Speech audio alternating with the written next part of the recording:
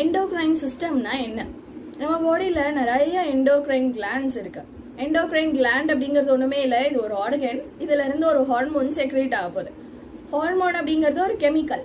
Hormone அப்படிங்கிற ஒரு கெமிக்கலை உற்பத்தி பண்ணி அந்த கெமிக்கலை டைரக்டா பிளட்ல மிக்ஸ் பண்ணி விடக்கூடிய கிளாண்டை தான் நான் எண்டோக்ரைன் கிளாண்ட் அப்படின்னு சொல்றேன். ஸோ ஹார்மோன் அப்படிங்கிற ஒரு கெமிக்கலை உற்பத்தி பண்ணி அந்த கெமிக்கலை பிளட்ல மிக்ஸ் பண்ற வேலையை செய்யற ஒரு கிளாண்டுக்கு பேர் தான் எண்டோக்ரைன் கிளாண்ட். இந்த மாதிரி நம்ம பாடியில நிறைய எண்டோக்ரைன் கிளாண்ட் இருக்கு. ஒவ்வொரு எண்டோக்ரைன் கிளாண்ட்ல இருந்தும் நிறைய ஹார்மோன் செக்ரேட் ஆகும். ஒவ்வொரு ஹார்மோனுக்கும் ஒவ்வொரு ஃபங்க்ஷன் இருக்கு நம்ம பாடியில.